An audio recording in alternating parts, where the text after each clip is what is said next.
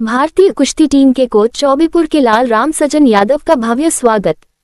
Youth Asian games में भारत ने जीते 12 पदक, वाराणसी का बड़ा मान। आपको बता दें कि बहरीन में आयोजित यूथ एशियन गेम्स 2025 में भारतीय कुश्ती टीम ने शानदार प्रदर्शन करते हुए कुल 12 पदक जिसमें 6 स्वर्ण, 4 रजत और 2 कांस्य पदक अपने नाम किए। इस ऐतिहासिक सफलता के पीछे चौबेपुर क्षेत्र के अजाव बेओडी गांव निवासी टीम के कोच राम सजन यादव की अहम भूमिका रही। स्वदेश लौटने पर जब कोच यादव अपने पैतृक गांव पहुंचे तो उनका भव्य स्वागत हुआ। ढोल नगाड़ों की थाप, फूल मालाओं की वर्षा और भारत माता की जय के नारों से चौबेपुर गूंज उठा। ग्रामीणों ने मिठाइयां बांटकर अपनी खुशी जाहिर की और कहा, राम सजन ने देश ही नहीं पूरे वाराणसी का मान बढ़ाया है। कोच यादव ने भावुक होते हुए कहा, हमारे युवा पहलवानों ने अनुशासन और आत्मविश्वास से देश का नाम ऊंचा किया है। मेरा सपना है कि भारत के हर गांव से एक खिलाड़ी अंतर्राष्ट्रीय मंच तक पहुंचे। उन्होंने आगे कहा, अब समय है कि बेटियां भी अखाड़े में उतरें। जब सोच बदलेगी तभी नई पीढ़ी आगे बढ़ेगी। प्रधानमंत्री मोदी जी का खेलो इंडिया बढ़ो इंडिया अभियान इसी दिशा में मील का पत्थर बनेगा। राम सजन यादव की यह उपलब्धि न सिर्फ भारतीय कुश्ती की जीत है बल्कि वाराणसी की मिट्टी के जज्बे और जुनून की पहचान भी बन गई है। आप देख रहे हैं चौबेपुर से वीरेंद्र प्रताप उपाध्याय की रिपोर्ट। एशियन यूथ गेम में गोल्ड मेडल आया, आपके नेतृत्व में जो है बच्चे यहाँ खेलने के लिए गए थे। आप बतौर कोच इसको किस तरह से देखते हैं और युवाओं के लिए क्या प्रेरणा देना चाहेंगे, क्या संदेश देना चाहेंगे? जैसा इस खेल में ही सर नाम दे दिया गया है यूथ एशियन गेम्स।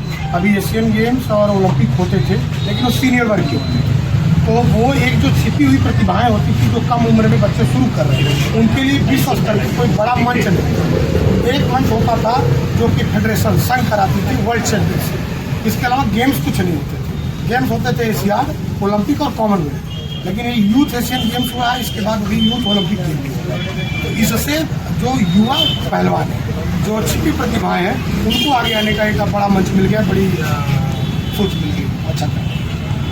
जैसे कि अभी यूथ गेम्स हो रहा है, आप उसके कोच भी हैं, हमेशा से हरियाणा इस मामले में आगे रहा है। पहली बार यूपी गोविंदगाची बनारस के लिए गोल्ड मेडल आया। वो भी कहते हैं ना कि छाती पे चढ़ के गोल्ड मेडल आना, तो वो आया है। तो इसमें बालिकाओं के लिए आप क्या संदेश देना चाहते हैं, क्योंकि हरियाणा की बालिकाएं आती है लेकिन यूपी की नहीं आती है।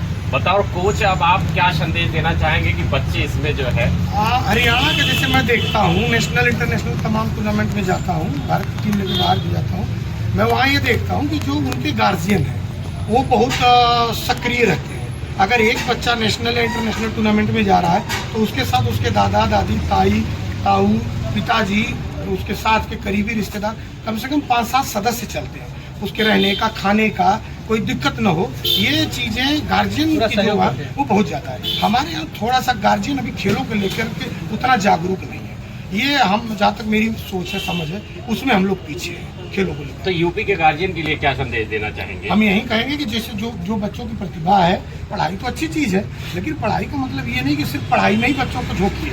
कम से कम अगर उनको खेलों में रुचि है तो खेलों में तमाम करियर, प्रधानमंत्री जी इतनी तमाम तरह की योजनाएं चला रहे हैं। खेलो इंडिया यूथ गेम, खेलो इंडिया यूनिवर्सिटी गेम, कई योजनाएं चल रही हैं खेलों की। अभी सांसद खेल प्रतिस्पर्धा जो चल रही है, विधायक खेल स्पर्धा, ये बड़े स्तर पे जा रही है।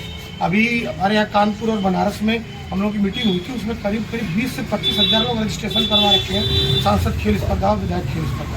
तो ऐसे खेलों में गार्जियन बच्चों को जोड़े, बच्चे इससे जुड़े, तभी आगे अच्छा कर पाएंगे और एक अच्छा मैसेज जाएगा कि पढ़ाई के साथ साथ खेल भी बड़ा अनिवार्य है और खेल में भी करियर है। एक सवाल राम सजन जी, और उत्तर प्रदेश की युवतियाँ कुश्ती गेम हो चाहे अन्य गेम हो, उसमें प्रतिस्पर्धाएं जो हैं अब कम होते जा रही हैं, और हरियाणा और अन्य राज्य की जो युवतियाँ हैं, लड़कियाँ हैं, वो ज़्यादा भाग लेती हैं चढ़ बढ़कर। आखिर क्यों उत्तर प्रदेश में इतना डैमेज है अभी? हमारे यहाँ प्रतिस्पर्धा की कमी है, और दूसरी चीज़ की सबसे बड़ा जो मैं समझता हूँ, थोड़ा सामाजिक रूढ़िवादिता जो है वो ज़्यादा आड़े आती है कि लड़की और निकल में कुश्ती करेगी कि भैया ये मैं नहीं करा पाऊंगा। और कुछ संदेश आपका क्या होगा? अब हम यही कहेंगे कि हरियाणा विश्व स्तर पे, अभी कुछ वर्ष पहले हरियाणा कई मामले में पीछे था, और शायद आप लोगों को अनुपात भी पता होगा कि पुरुषों की अपेक्षा लड़कियों का अनुपात पूरे देश में सबसे कम था तो हरियाणा में था।